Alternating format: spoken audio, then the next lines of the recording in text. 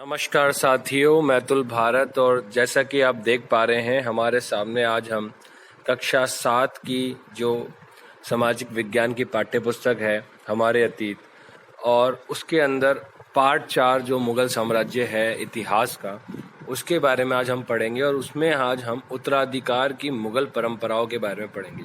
जैसे कि आपको पता ही है कि इससे पहले हमने बिल्कुल विस्तृत रूप में एक ऐसी सीरीज लेके आए थे जिसके अंदर हम ये जान पाए कि मुगल साम्राज्य भारत में कैसे आया, इब्राहिम लोदी को हराकर, और किस प्रकार से बाबर ने मुगल साम्राज्य की स्थापना करी, और उसके बाद में बाबर के बाद में कैसे कैसे युद्ध हुए, हुमायूं और अकबर और बाकी लोग जो आए, और उसके बाद में मुगल साम्राज्य आपस में किस प्रकार से चलता रहा। और 1707 तक औरंगजेब के समय तक इनका जो प्रभुत्व था काफ़ी स्ट्रांग था, लेकिन 1707 के बाद से इनका पतन होना शुरू हो गया। और कैसे हो गया ये सब हमने पढ़ा पहले वाली वीडियो में। अभी हम डायरेक्टली स्टार्ट करेंगे कि उत्तराधिकार की मुगल परंपराएं। तो इससे पहले की जो 2 वीडियोस थी उसको आप ज़रूर देख लीजिएगा, उसके जो लिंक्स होंगे वो डिस्क्रिप्शन बॉक्स में होंगे। और वीडियो को एंड तक ज़रूर देखिएगा, क्योंकि वीडियो के एंड में एक बहुत ही इम्पॉर्टेंट जो एक चीज़ होगी, एक आपके लिए एक संदेश है, आपके लिए एक टेक्निक है जिसके थ्रू आप अपनी पढ़ाई को बहुत अच्छा कर सकते हैं। तो जो भी लोग देख रहे हैं ज़रूर वीडियो को एंड तक देखिएगा और इस वीडियो का लाभ लीजिए, वीडियो को और दोस्तों तक भी अपने पहुंचाइएगा। तो हम लोग शुरू करते हैं कि उत्तराधिकार की मुगल परंपराएं। तो यहाँ पे है कि मुगल ज्येष्ठाधिकार के नियम में विश्वास नहीं करते थे, जिसमें ज्येष्ठ पुत्र अपने पिता के राज्य का उत्तराधिकारी होता था। मतलब सबसे बड़ा जो पुत्र होता है किसी, जैसे किसी फैमिली में किसी के भी जो सबसे बड़ा भाई होता है, सबसे बड़ा पुत्र होता है, उसे ज्येष्ठ पुत्र कहते हैं। ठीक है, तो ज्येष्ठ पुत्र के उत्तराधिकार की कोई ऐसे नियम नहीं था कि भाई जो सबसे बड़ा लड़का होगा राजा का वो ही अगला राजा बनेगा। इसके विपरीत उत्तराधिकार में वे सहदायद की मुगल और तैमूर वंशों की प्रथा को अपनाते थे, जिसमें उत्तराधिकार का विभाजन समस्त पुत्रों में कर दिया जाता था। तालिका 1 में दिए गए रंगीन उदाहरणों को पढ़िए और मुगल राजकुमारों के विद्रोह से जुड़े प्रमाणों पर गौर कीजिए। आपके अनुसार उत्तराधिकार का कौन सा तरीका सही था, ज्येष्ठाधिकार या सहदायद? ठीक है, तो तालिका 1 तो हमारी जो थी वो यही थी। ठीक है, जिसमें हमने पढ़ा था कि भाई कैसे कैसे युद्ध हुए थे और आपस में भी इन्होंने कैसे कैसे युद्ध किए थे। तो ये सारी जो चीज़ें थी ये इसके अंदर थी। लेकिन आप ये देखिए कि किस प्रकार से ये सब चीज़ें हुई थी। मुगलों के अन्य शासकों के साथ संबंध कैसे थे? तो तालिका 1 में फिर से हम देख पाएंगे कि अब आप पाएंगे कि मुगलों ने उन शासकों को के विरुद्ध लगातार अभियान किए जिन्होंने उनकी सत्ता को स्वीकार करने से इनकार कर दिया। जब मुगल शक्तिशाली हो गए तो अन्य कई शासकों ने स्वेच्छा से उनकी सत्ता स्वीकार कर ली। राजपूत इसका एक अच्छा उदाहरण है। अनेकों ने मुगल घराने में अपनी पुत्रियों के विवाह करके उच्च पद प्राप्त किए, परंतु कईयों ने विरोध भी किया। ठीक है, और यहाँ पे आप मानचित्र 1 में अकबर का शासन देख सकते हैं कि अकबर का जो शासन था वो कैसे कैसे बढ़ा। देखिए, कश्मीर में 1586, ठीक है, चित्तौड़ 1568, गुजरात 1572, मालवा, बीजापुर, गोलकुंडा, यहाँ तक पटना, बंगाल, हर तरफ जो क्या कहते हैं अकबर का जो शासन था वह बढ़ता गया। और आप देख सकते हैं कि 1600 मतलब ये जो 1605 के समय अकबर के शासन की बात है, मानचित्र 1 में आप देख पा रहे हैं। और कितने मतलब आप देखेंगे कि पूरे भारत पर एक तरीके से विस्तृत राज अकबर का था।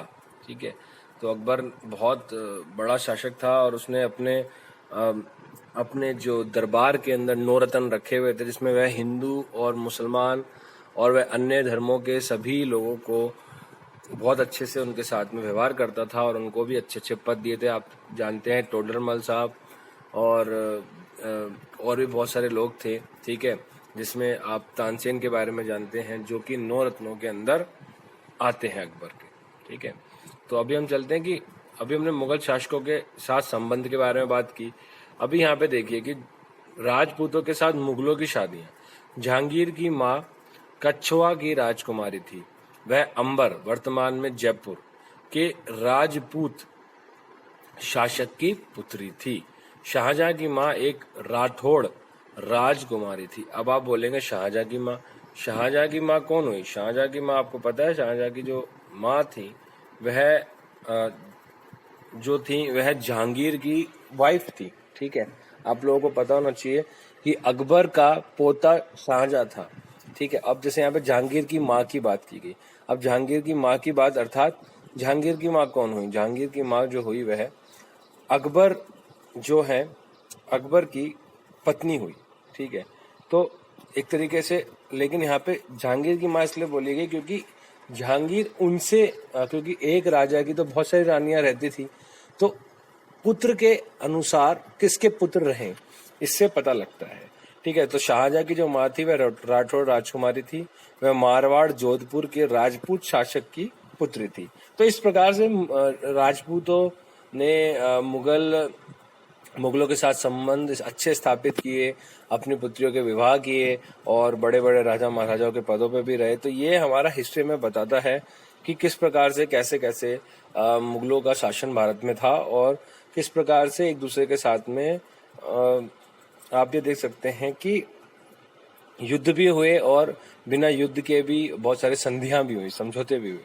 मेवाड़ के सिसोदिया राजपूत लंबे समय तक मुगलों की सत्ता को स्वीकार करने से इनकार करते रहे, परंतु जब वे हारे तो मुगलों ने उनके साथ सम्माननीय व्यवहार किया और उनकी जागीरें जो थी, उनका जो वतन था, वतन जागीर के रूप में वापस कर दी।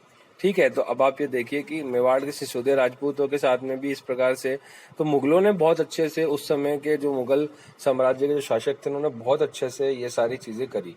पराजित करने परंतु अपमानित ना करने के बीच सावधानी से बनाए गए संतुलन की वजह से मुगल भारत के अनेक शासकों और सरदारों पर अपना प्रभाव बढ़ा पाए, परंतु इस संतुलन को हमेशा बरकरार रखना कठिन था। एक बार फिर तालिका 1 देखें। गौर करें कि जब शिवाजी मुगल सत्ता स्वीकार करने आए तो औरंगजेब ने उनका अपमान किया। इस अपमान का क्या परिणाम हुआ? आपको पता है कि जो शिवाजी महाराज से उन्होंने फिर बिल्कुल युद्ध छेड़ दिया था। ठीक है, और औरंगजेब को उसका पूरा हर्जाना भी हुआ। उसके हाथ से जो थी वो बीजापुर और बाकी जगहों की जो चीजें थी वह फिर निकल गई,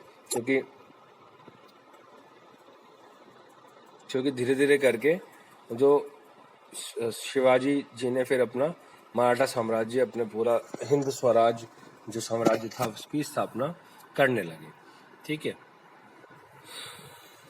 मनसबदार और जागीरदार जैसे जैसे साम्राज्य में विभिन्न क्षेत्र सम्मिलित होते गए, वैसे वैसे मुगलों ने तरह तरह के सामाजिक समूहों के सदस्यों को प्रशासन में नियुक्त करना आरंभ किया। मतलब अब क्या था कि भाई बड़े जैसे साम्राज्य बड़ा होता गया, अब सबको रिप्रेजेंटेशन तो देना पड़ेगा ना। आज भी आप देखते हो कि हमारे जो कैबिनेट में जो मंत्री हैं, तो कोई मंत्री साउथ से है, कोई नॉर्थ ईस्ट से है, कोई मध्य भारत से आता है, अलग अलग राज्यों से सब लोगों को मिलकर एक कैबिनेट बनती है। इसी प्रकार से वहां पे भी मुगल साम्राज्य में भी ऐसे ही करते थे कि जैसे जैसे प्रशासन उनका बड़ा होता जाता था, क्षेत्र बड़ा होता जाता था, वैसे वैसे वह अन्य अन्य क्षेत्रों के लोगों को भी उसमें जोड़ते थे। शुरू में ज्यादातर सरदार जो थे वे तुरानी थे, लेकिन अब इस छोटे समूह के साथ साथ उन्होंने शासक वर्ग में ईरानियों, भारतीय, मुसलमानों, अफगानों, राजपूतों, मराठों और अन्य समूहों को सम्मिलित किया, है ना। तो ये सारे जो सम्मिलित कर दिए गए, ये सारे लोग भी, इतने सारे लोग भी सम्मिलित धीरे धीरे करने लगे। पहले सिर्फ तुर्की के तुरानी थे। मुगल की सेवा में आने वाले नौकरशाह मनसबदार कहलाए। ठीक है, तो मनसबदार वो लोग कहलाए जो लोग, तो आपको समझ में आ गया कि जो लोग ब्यूरोक्रेट्स थे, जो आज के टाइप में आईएएस आईपीएस ऑफिसर हैं, ब्यूरोक्रेट्स हैं, ठीक है, नौकरशाह जिसे कहते हैं, वह मनसबदार, ठीक है, उस समय मनसबदार कहलाते थे। मनसबदार शब्द का प्रयोग ऐसे व्यक्तियों के लिए होता था जिन्हें कोई मनसब यानी कोई सरकारी हैसियत अथवा पद मिलता था। अभी जैसे मैंने आपको बताया, यह मुगलों द्वारा चलाई गई श्रेणी व्यवस्था थी जिसके जरिए एक पद, वेतन एवं तीसरा सैन्य उत्तरदायित्व निर्धारित किए जाते थे। पद और वेतन का निर्धारण जात की संख्या पर निर्भर था। जात की संख्या जितनी अधिक होती थी, दरबार में अभिजात की प्रतिष्ठा उतनी ही बढ़ जाती थी और उसका वेतन भी उतना ही अधिक होता था। ठीक है, अब जात की श्रेणी, अभी आप ये देखो कि 5000 जात वाले अभिजातों का दर्जा 1000 जात वाले अभिजातों से ऊंचा था। अकबर के शासनकाल में 29 ऐसे मनसबदार थे जो 5000 जात की पदवी के थे। औरंगजेब के शासनकाल तक ऐसे मनसबदारों की संख्या 79 हो गई। क्या इसका अर्थ ये हुआ कि राज्य का खर्चा बढ़ गया? ये एक प्रश्न है। तो आगे हम बताते हैं आपको। तो जो वेतन भी उतना ही अधिक होता था, क्योंकि जितनी बड़ी जात होती थी, ठीक है। जात ये वो वाला जात नहीं समझना आप, जो ठीक है जाति पाति वाला जात नहीं है, ये एक दूसरा आधार है, ठीक है। एक तरीके से सैन्य उत्तरदायित्व है और उसकी पावर की बात की जा रही है, ठीक है। तो आप इसको वैसे नहीं समझना। जो सैन्य उत्तरदायित्व मनसबदारों को सौंपे जाते थे, उन्हीं के अनुसार उन्हें घोड़सवार रखने पड़ते थे। मनसबदार अपने सवारों को निरीक्षण के लिए लाते थे। वह अपने सैनिकों के घोड़ों को दगवाते मतलब उसमें मोहर लगवाते थे एवं सैनिकों का पंजीकरण करवाते थे। इन कार्यवाहियों के बाद ही उन्हें सैनिकों को वेतन देने के लिए धन मिलता था, ठीक है। मनसबदार अपना वेतन राजस्व एकत्रित करने वाली भूमि के रूप में पाते थे, जिन्हें जागीर कहते थे, और जो तकरीबन इक्ताओं के समान थी। इक्ता आपको मैंने बताया था कि भूमि के एक टुकड़े की बात है, ठीक है। परंतु मनसबदार मुक्तियों से भिन्न अपने जागीरों पर नहीं रहते थे और ना ही उन पर प्रशासन करते थे। उनके पास अपनी जागीरों से केवल राजस्व एकत्रित करने का अधिकार था। यह राजस्व उनके नौकर उनके लिए एकत्रित करते थे, जबकि वह स्वयं देश के किसी अन्य भाग में सेवारत रहते थे, ठीक है। तो उनके नौकर जो थे वह उन जागीरों से धन एकत्र करते थे। अकबर के शासनकाल में इन जागीरों का सावधानी पूर्वक आकलन किया जाता था ताकि इनका राजस्व मनसबदार के वेतन के तकरीबन बराबर रहे। औरंगजेब के शासनकाल तक पहुंचते पहुंचते स्थिति बदल गई। अब प्राप्त राजस्व मनसबदार के वेतन से बहुत कम था। मतलब आप समझ रहे हो कि इतना जो टैक्स जो ये वसूलते थे, वो मनसबदार जो जितना उसका वेतन होता था, जितना उसकी तनख्वाह होती थी, उससे भी कम आने लगा औरंगजेब के शासनकाल में। लेकिन अकबर के समय में ये बराबर था। मनसबदारों की संख्या में भी अत्यधिक वृद्धि हुई, जिसके कारण उन्हें जागीर मिलने से पहले एक लंबा इंतजार करना पड़ता था। इन सभी कारणों से जागीरों की संख्या में कमी हो गई। फलस्वरूप कई जागीरदार जागीर रहने पर यह कोशिश करते थे कि वह जितना राजस्व वसूल कर सके कर ले। अपने शासनकाल के अंतिम वर्षों में औरंगजेब ने इन परिवर्तनों पर नियंत्रण नहीं रख पाया। इस कारण किसानों को अत्यधिक मुसीबत का सामना करना पड़ा। जबतुर जमींदार जो था, ये एक हम बताएंगे इसके बारे में आपको। अब देखिए, शाहजहां के राज अपने सवारों के साथ एक मनसबदार अभियान पर गया हुआ है, ठीक है। यहाँ पे आप ये देख सकते हो। शाहजहां के राजकाल के एक लघु चित्र के ब्यौरे यहाँ जागीर के समय के भ्रष्टाचार को दिखाया गया है। एक भ्रष्ट अफसर रिश्वत लेते हुए एक कर अधिकारी गरीब किसानों को सजा देते हुए, ठीक है। इस प्रकार से आप देख सकते हैं। यहाँ पे चित्र भी है। जबतुर जमींदारी में क्या फर्क है, ये और अकबर और आईने अकबरी, इसके बारे में अकबर की नीतियां ये है, ये भी बड़ा इम्पोर्टेंट है। चलिए, तो जैसे जैसे हम इसमें आगे बढ़ते जाएंगे, इसको हम और महत्वपूर्ण तरीके से पढ़ते जाएंगे, तो कोई दिक्कत की बात नहीं है। अभी मैं आपको बता देता हूँ कि जिस चीज़ के लिए मैंने आपको वीडियो के एंड तक रुकने के लिए बोला, वह जो है वह बहुत बहुत बहुत इम्पोर्टेंट है। वो ये है कि हम जब अपने अंदर की शक्ति को जानते हैं, तब हम अपनी पढ़ाई को बहुत अच्छे से कर पाते हैं। सहज योग मेडिटेशन के द्वारा हम अपने सेल्फ कॉन्फिडेंस को बढ़ा सकते हैं, हम अपने मेमोरी पावर को बढ़ा सकते हैं, हम अपने कंसंट्रेशन पावर को बढ़ा सकते हैं। तो सहज योग मेडिटेशन, जो कि फ्री ऑफ कॉस्ट है, वर्ल्ड वाइड बहुत सारे देशों में 100 से भी ऊपर जो देश हैं उसमें सहज योग प्रैक्टिस हो रही है। ये बिल्कुल फ्री ऑफ कॉस्ट है। जो लोग भी सहज योग करते हैं उनके जीवन में बहुत सकारात्मक परिवर्तन आता है। तो कुछ नहीं, आपको सिर्फ अपने घर पे बैठ के थोड़ी देर मेडिटेशन करनी है। तो कैसे करनी है मेडिटेशन, इसके लिए जो वीडियो आप देख रहे हैं, उस वीडियो के आप स्क्रीन पर लिंक देख पा रहे हैं, और यही डिस्क्रिप्शन बॉक्स में भी आपको लिंक मिल जाएंगे। आप उन लिंक्स पे क्लिक कीजिए, ये डायरेक्टली आप यूट्यूब वीडियो पे पहुंच जाएंगे, और ये फ्री ऑफ कॉस्ट है। आपको फॉलो करना है और आपको उसको अनुभव करना है।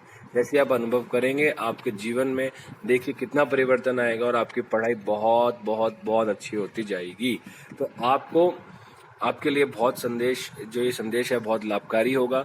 तो आप ज़रूर सहयोग कीजिए, बिल्कुल फ्री ऑफ कॉस्ट सहयोग। और अगर आपको वीडियो अच्छी लगे तो चैनल को सब्सक्राइब कीजिए, अपने दोस्तों तक इस वीडियो को पहुंचाइए, और बाकी वीडियोस भी देखते रहिए। क्वेश्चन आंसर वीडियोस ऑलरेडी हमारे चैनल पर है, वो भी आप देख सकते हैं। तो इतना आपके लिए ये संदेश था। तो ज़रूर मैं आशा करता हूँ आपको अच्छा लगा होगा। जैसी भी वीडियो आपको अच्छी लगी या और किसी टॉपिक पे बनानी है तो आप ज़रूर कमेंट बॉक्स में लिखिएगा, हम ज़रूर उसके बारे में विस्तृत वीडियो या संक्षिप्त वीडियो बनाएंगे। तो ऐसे ही घर पे रहिए, स्वस्थ रहिए, पढ़ते रहिए, सहज योग करिए, जीवन को सफल बनाइए।